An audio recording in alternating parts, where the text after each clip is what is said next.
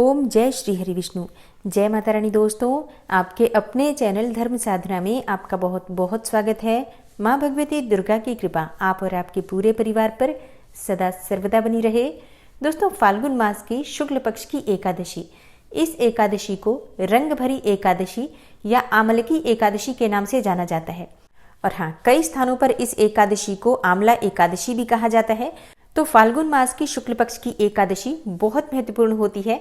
इस एकादशी के दिन भगवान भोलेनाथ की पूजा भी की जाती है। जैसे कि आप सभी जानते हैं कि एकादशी की तिथि भगवान श्री हरि विष्णु को समर्पित होती है, लेकिन आमलकी एकादशी के दिन विशेष रूप से श्री हरि विष्णु के साथ भगवान भोलेनाथ और माता पार्वती की भी पूजा आराधना की जाती है। तो आज की वीडियो में आप जानेंगे कि आमलकी एकादशी कब है, एकादशी की तिथि कब प्रारंभ हो रही है, कब समाप्त हो रही है, व्रत हमें कब धारण करना है और पारण का यानी कि व्रत खोलने का शुभ मुहूर्त क्या है, और आमलकी एकादशी के दिन यानी कि रंग भरी एकादशी के दिन किस प्रकार से भगवान श्री हरि विष्णु और भगवान भोलेनाथ की पूजा आराधना करें, जिससे कि इस व्रत का संपूर्ण फल हमें प्राप्त हो। और अगर बिना व्रत किए भी पूजा आराधना कर रहे हैं तो भगवान श्री हरि विष्णु और भोलेनाथ की कृपा से मन की समस्त कामनाएं पूर्ण हो, इसके लिए आज विशेष क्या करना चाहिए, आज के दिन आंवले की पूजा किस प्रकार से करनी चाहिए जिससे कि मन की कोई भी कामना बहुत शीघ्र पूर्ण हो जाए। तो आज की वीडियो बहुत महत्वपूर्ण है, पूरा जरूर देखिए। और अगर आपको आज की वीडियो अच्छी लगे तो इसे लाइक भी जरूर कीजिए, क्योंकि आपके लाइक्स, आपके कमेंट्स मेरे लिए बहुत महत्वपूर्ण होते हैं। ये एकमात्र जरिया है जिनसे मुझे पता चलता है कि आपको ये वीडियो अच्छी लगती है और आपके लिए ये वीडियो उपयोगी है। तो अगर वीडियो अच्छी लगती है तो लाइक तो जरूर ही किया करें। इसके साथ ही कमेंट बॉक्स में माता रानी के नाम का जयकारा भी जरूर लगाएं। इससे आपको सकारात्मक ऊर्जा की प्राप्ति होती है। और अगर आपका कोई भी सुझाव हो, कोई भी प्रश्न हो या कोई विशेष वीडियो देखना चाहते हैं तो उसके लिए भी कमेंट बॉक्स में जरूर लिखें। और चैनल पर पहली बार आए हैं, अगर अभी तक आपने चैनल को सब्सक्राइब नहीं किया है तो आज की वीडियो अगर आपको अच्छी लगे तो चैनल को सब्सक्राइब जरूर कर लीजिए और बेल बटन को भी प्रेस कर लीजिए। तो इससे ये होगा कि इस चैनल पर जो नई वीडियो अपलोड होंगी उनकी नोटिफिकेशन आपको सही समय पर प्राप्त होगी। दोस्तों, बात करते हैं सबसे पहले फाल्गुन मास की शुक्ल पक्ष की एकादशी के महत्व के बारे में कि फाल्गुन मास की शुक्ल पक्ष की एकादशी इतनी अधिक महत्वपूर्ण क्यों है और इस एकादशी को रंग भरी एकादशी क्यों कहा जाता है। देखिए, पौराणिक मान्यताओं के अनुसार रंग भरी एकादशी के दिन भगवान भोलेनाथ माता पार्वती के साथ विवाह के बाद पहली बार अपनी प्रिय काशी नगरी में आए थे और इसलिए फाल्गुन मास की शुक्ल पक्ष की एकादशी बाबा विश्वनाथ के भक्तों के लिए बहुत महत्वपूर्ण होती है। और बाबा विश्वनाथ के भक्तों के लिए इसी दिन से होली का त्योहार प्रारंभ हो जाता है। इस दिन भगवान भोलेनाथ की विधि विधान से पूजा करने के बाद उन्हें गुलाल अर्पित किया जाता है, अबीर अर्पित किया जाता है और उसके बाद इसी दिन से होली का त्योहार प्रारंभ हो जाता है। पूरे 6 दिन तक लगातार वाराणसी नगरी में होली का त्योहार मनाया जाता है और इसलिए इस एकादशी को रंग भरी एकादशी कहा जाता है। ब्रज में होली का पर्व हुलाष्टक से शुरू होता है, तो वहीं वाराणसी में इसकी शुरुआत रंग भरी एकादशी से ही हो जाती है। और हाँ, फाल्गुन मास की शुक्ल पक्ष की एकादशी के दिन आंवले की वृक्ष की पूजा करने से सभी प्रकार की कामनाएं पूर्ण होती हैं।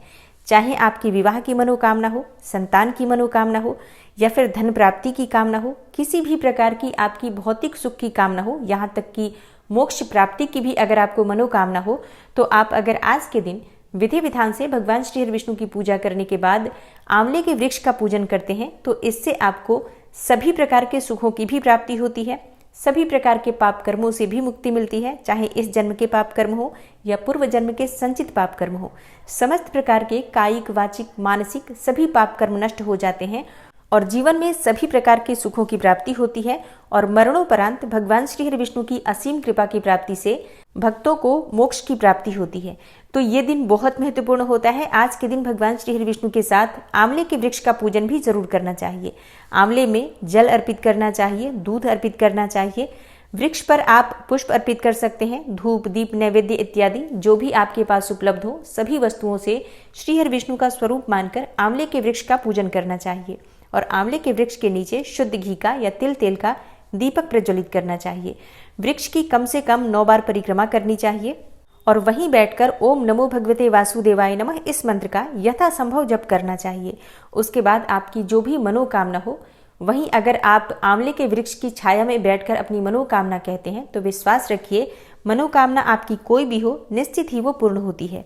तो अब जानते हैं कि आमलकी एकादशी की तिथि कब प्रारंभ होगी, कब समाप्त होगी और व्रत हमें कब धारण करना है। देखिए, इस बार आमलकी एकादशी की तिथि 2 दिन हमें प्राप्त हो रही है, तो इसलिए बहुत से भक्तों के मन में ये संशय होगा कि हम व्रत किस दिन करें, क्योंकि एकादशी तिथि की शुरुआत हो रही है 2 मार्च को प्रातःकाल 6:39 से और समाप्त होगी 3 मार्च को सुबह 9:12 पर। तो ऐसे में सूर्योदय काल में हमें 2 दिन एकादशी की तिथि प्राप्त हो रही है, लेकिन आमलकी एकादशी का व्रत 3 मार्च को करना ज्यादा श्रेष्ठ होगा, क्योंकि इस दिन हमें द्वादशी युक्त एकादशी प्राप्त हो रही है। तो फाल्गुन मास की शुक्ल पक्ष की एकादशी का व्रत 3 मार्च 2023 शुक्रवार के दिन रखा जाएगा। और बात करें पारण के शुभ मुहूर्त के बारे में, तो एकादशी व्रत का पारण हमेशा द्वादशी तिथि में किया जाता है और द्वादशी तिथि प्रारंभ हो रही है 3 मार्च को सुबह 9:12 पर और द्वादशी तिथि समाप्त होगी 4 मार्च को सुबह 11:43 पर। और एकादशी व्रत के पारण का यानी कि व्रत खोलने का शुभ मुहूर्त आपको प्राप्त हो रहा है 4 मार्च को सुबह 6:48 से सुबह 9:09 तक। इसी शुभ मुहूर्त में आपको अपना व्रत खोलना है, व्रत का पारण करना है, क्योंकि अगर आप शुभ मुहूर्त में अपना व्रत नहीं खोलते हैं तो आपको आपके किए गए व्रत का संपूर्ण फल प्राप्त नहीं होता। और जो भक्त आमलकी एकादशी का व्रत धारण करेंगे, 3 मार्च को आपको व्रत धारण करना है और 2 मार्च को दशमी तिथि के नियम का पालन करेंगे। दशमी तिथि के दिन आपको सात्विक भोजन लेना है, मतलब बिल्कुल भी आपको लहसुन प्याज नहीं सेवन करना है। इसके साथ ही मसूर की दाल का सेवन नहीं कर सकते हैं। टमाटर, शाक और चावल का त्याग भी आज के दिन जरूर करना चाहिए। आज के दिन बिल्कुल शुद्ध और सात्विक भोजन खाना चाहिए और सूर्यास्त होने के बाद आपको भोजन नहीं करना है और ना ही नमक का सेवन करना है। रात्रि में अगर आपको भूख लगती है, कुछ खाना चाहते हैं, तो फल इत्यादि ले सकते हैं। दशमी तिथि के दिन ब्रह्मचर्य का पूर्ण रूप से पालन करना चाहिए और भूमि पर शयन करना चाहिए, ऐसा शास्त्रों का विधान है।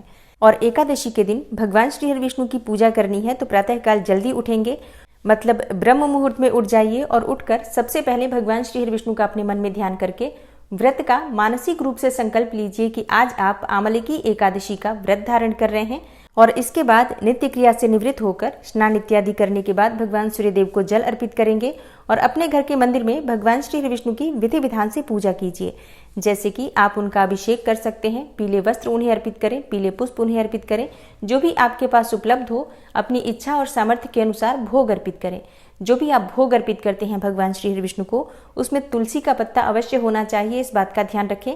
लेकिन आज आपको तुलसी का पत्ता तोड़ना नहीं है, एक दिन पहले ही तुलसी के पत्ते तोड़कर रख लीजिए ताकि आप एकादशी के दिन पूजा में उनका प्रयोग कर सकें।